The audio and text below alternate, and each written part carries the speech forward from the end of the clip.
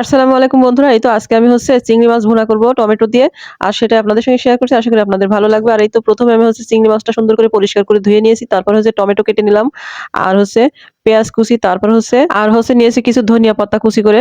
আর এই যে বন্ধুরা রান্নার ১ম পর্যায়ে চলে আসলাম। ১ম এ আমি এই যে কড়াই বসিয়ে দিলাম চুলার উপর। আর তারপরে দিয়ে দিলাম রান্নার জন্য পরিমাণ মতো সোয়াবিন তেল। আর আজকে আমি রান্না করব সোয়াবিন তেল দিয়ে। আর তেলটা যখন গরম হয়ে গেছে তখন দিয়ে দিলাম পেঁয়াজ কুচি, রসুন কুচি।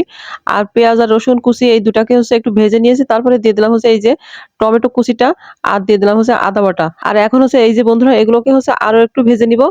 আর সামান্য একটু ভেজে নিয়েছি। ভেজে নেওয়ার পরে দিয়ে দিলাম কষানোর জন্য সামান্য পরিমাণে পানি। আর কষানোর জন্য সামান্য পরিমাণ পানি দেওয়ার পরে এখন আমি দিয়ে দেবো গুঁড়া মশলাগুলো।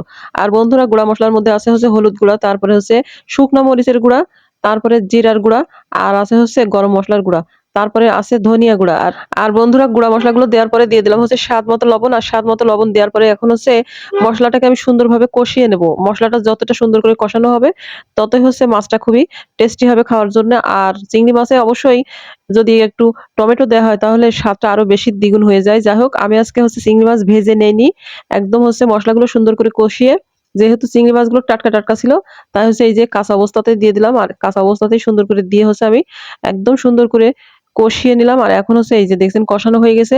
আর দিয়ে দেবো ঝোলের জন্য, মানে রান্নার জন্য পরিমাণ মতো পানি। অবশ্যই রান্না করতে চিংড়ি মাছ বেশি সময় লাগে না, কারণ অল্প সময়ের মধ্যে চিংড়ি মাছ রান্না হয়ে যায়। যাই হোক, এই যে পানি দিয়ে দিলাম। আর এখন চিংড়ি মাছটাকে সুন্দর করে রান্না করে নিব কিছু সময় নিয়ে।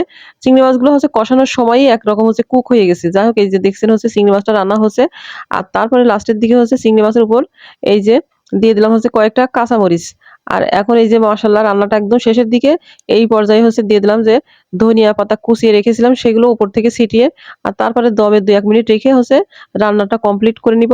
আর এই যে বন্ধুরা চিংড়ি মাছ রান্নার ফাইনাল লুক মাশাআল্লাহ। আর কালারটা একটু অন্যরকম আসছে, কারণ এখানে আমি লাল পেঁয়াজ লাল পেঁয়াজ নিয়েছি আর কি। লাল পেঁয়াজের রান্নাগুলো না কালারটা খুব একটা বেশি ফোটে না, সাদা পেঁয়াজ হলে বেশি ভালো হয়। আমি একটা আপুর কথা শুনেছিলাম যে লাল পেঁয়াজের রান্না কালার খুব বেশি ভালো আসে না, কিন্তু আসলেই সত্য কথা। আমিও রান্নার ক্ষেত্রে সেটাই দেখি। যাই হোক, রান্নাটা কেমন হয়েছে অবশ্যই জানাতে ভুলবেন না। আর বন্ধুরা এই যে দেখছেন সন্ধ্যাকালীন কিছু দোকানের কেনাকাটা বাচ্চাদের পছন্দের আইটেম নিয়ে আসলো। যাই হোক, আরেকটা কথা বলি, সেটা আমি যখন ১ম এ ভয়েস দিতাম ভিডিওর মধ্যে তখন কতটা যে আনইজি ফিল করতাম। মানে আমি কিন্তু খুবই সুন্দর করে তথ্য উপাত্ত দিয়ে বিশ্লেষণ করে সুন্দর করে গুছিয়ে কথা বলতে পারি। কিন্তু যখনই দেখলাম আমি ভিডিওতে ভয়েস দিচ্ছি তখনই এই সমস্যা দেখা দিল। আমি আনইজি ফিল করতে লাগলাম। তাই যারা আনইজি ফিল করেন কথা বলার ক্ষেত্রে, ভিডিওতে ভয়েস কভার করার ক্ষেত্রে, অবশ্যই চেষ্টা চালিয়ে যান, দেখবেন ঠিক হয়ে গেছে।